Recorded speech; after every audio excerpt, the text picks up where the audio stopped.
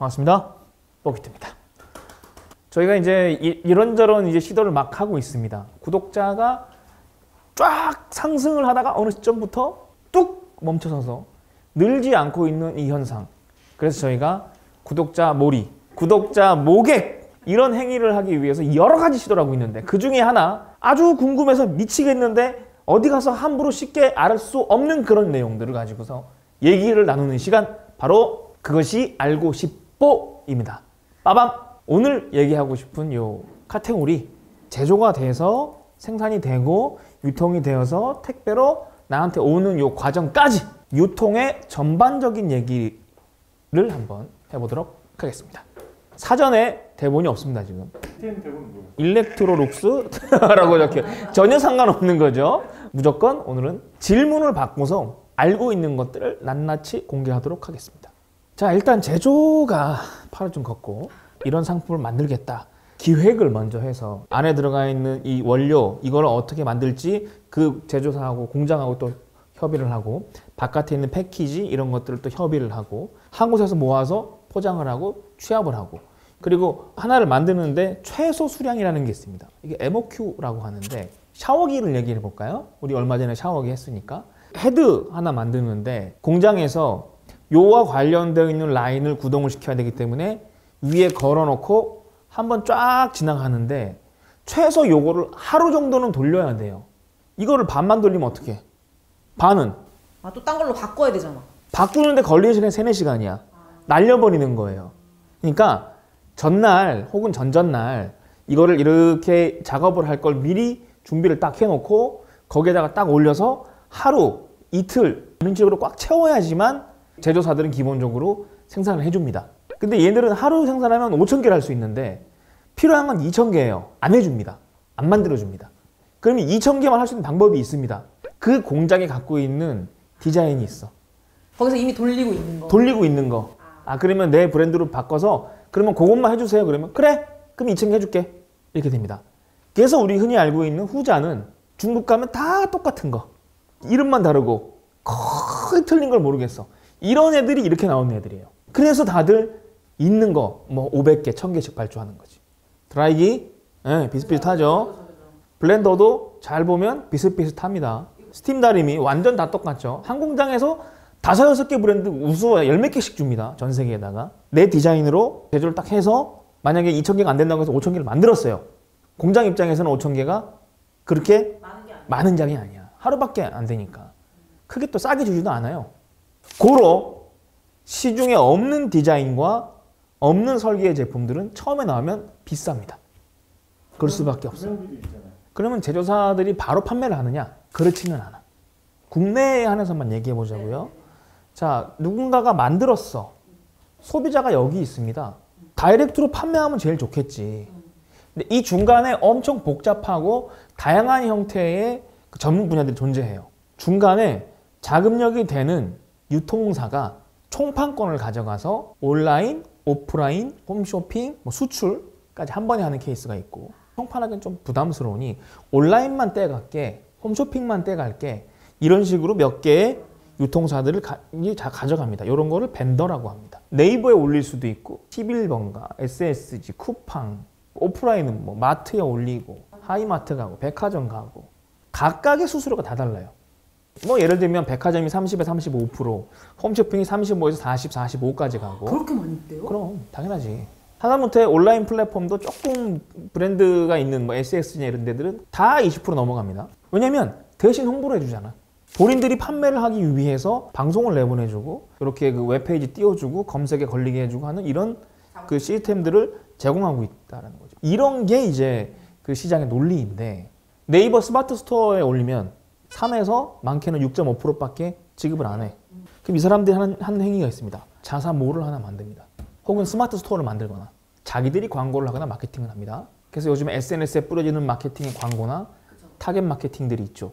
나는 그냥 검색만 한번 쓱 해봤을 뿐인데 어느 순간인가 광고가 내가 본 거 비슷한 것들이 다 광고가 뜨고, 인스타 들어가면 막 광고가 따라 붙고, 나 진짜 생각만 한 것 같은데 갑자기 뜨고. 이게 타겟 마케팅인데 이게 다 따라오죠. 플랫폼 수수료가 아까워서 내가 차라리 그 돈 줄 바에야 광고로 때려 붓겠다. 사람들한테 혹하게 해서 한 2, 3%라도 남기려고. 근데 결과적으로 해보면 알 텐데 조금 더 남아요. 많이 더 안 남아. 연속적으로 쭉 광고가 이어져 가면서 끊임없이 계속 매출 상승해줘야 돼. 근데 이게 매출이 그렇게 혼자 막 광고 때려가지고 막 검색만 하면 나오고 막 내가 치약만 검색하면 계속 따라붙는 애들이 있어요. 티타드. 겁나 갖다 들이붓나 봐, 막 광고비를. 이런 애들은 그냥 말 그대로 한 달에 수천 수억을 쏟아붓는 거예요. 싸게 팔 수가 없습니다, 여러분. 그 다양한 채널로 유통이 되잖아요. 그럼 CS, AS 도대체 어디로 가야 하냐? 일단 기본적으로 내가 결제한 곳에 가서 해야 됩니다. 그 사람들의 마진에는 AS를 기본적으로 안내를 해주건 직접 해주건 그 비용이 포함되어 있는 겁니다. 근데 이게 왜 헷갈리느냐? 쓰다 보니까 어디에 사는지를 모르겠어. 그러면 업체한테 연락을 해서 돌아오는 대답이 서운해하지 마세요. 원래 구매하신 곳에다가 접수하셔야 됩니다. 왜냐면 제조사도 물건을 총무사한테 판 거야. 그러면 서로 정산 끝나버렸어요. ASB는 받았잖아, 이 사람이. 여기다가 해야 돼. 일단 그렇습니다, 여러분. 그리고 두 번째, 선물 받았어. 선물 받거나 요즘에는 당근. 이게 준공할 때 핵심이 뭡니까? AS 기간이 끝났는지 안 끝났는지 확인할 수가 없어요.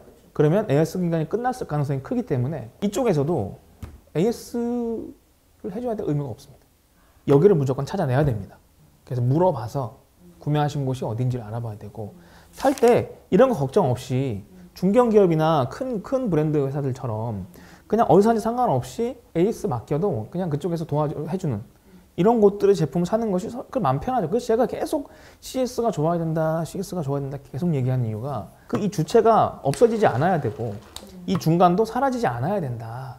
택배비가 어떤 건 붙고 택배비가 안 붙고. 택배비의 비율 따라 달라지죠. 6만 원이면 배송비 3천 원입니다. 5%죠. 손해봅니다, 업체는.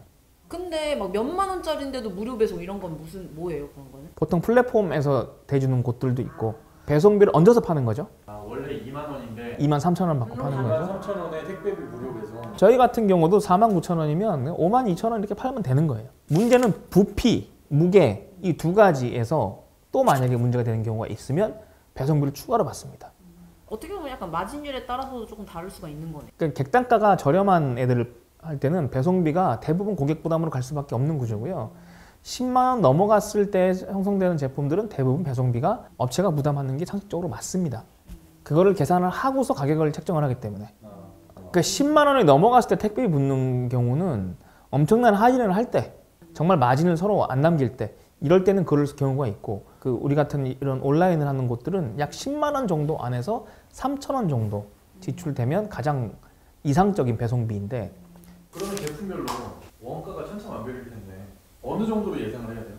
가전유들은 30, 35% 이 정도 안에 있어야지만 그나마 경쟁이 됩니다.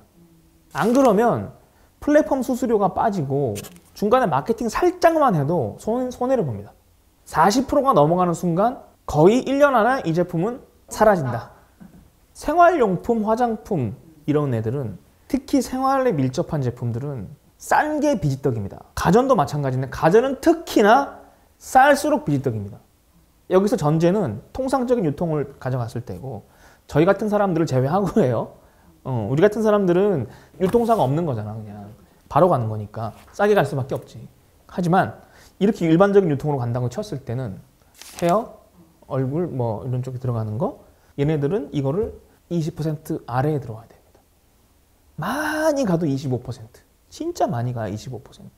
그 소비자들이 지갑을 여는 이 의사결정, 구매 의사결정을 딱 내리는 결정적인 이슈가 다릅니다. 가전류들이나 이런 것들은 조금 유명하지 않더라도 이미지를 보진 않아. 아주 쉬운 예로 들자고요. 삼성께 청소기가 80만 원입니다. 일렉트로룩스 걸 보고 있고 필립스 걸 보고 있고, 그리고 중소기업의 지웰 거를 보고 있습니다. 근데 사람들은 생각보다 이런 지웰 것도 많이 삽니다. 왜냐하면 후기라든지 아니면 리뷰를 잘 보고서 그냥 결정합니다. 과시용이 아니거든요. 근데 이상하게 화장품이나 헤어 쪽 임용들은 이미지를 봅니다. 마케팅으로 흩뿌려져 있는 그 제품의 아우라를 자꾸 보려고 해요. 왜냐하면 내가 얼굴에 치장을 하기 위한 것들이 대부분이잖아요. 근데 중요한 건 거기에 덧대어지는 게 있죠. 방금 얘기했던 가전류들은 그래도 생각보다 뭐 금형이나 이런 것들도 오랫동안 가져갈 수 있어서 몇 년을 팔 수가 있어요.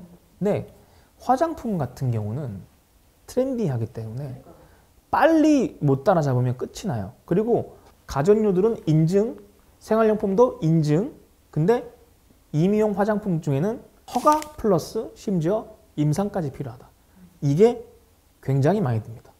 이런 비용들이 다 같이 들어가고 그 다음에 마케팅까지 뿌려진다고 보면 그 정도 마진율이 저 원가 베이스가 되어줘야지만 이게 살 수가 있다.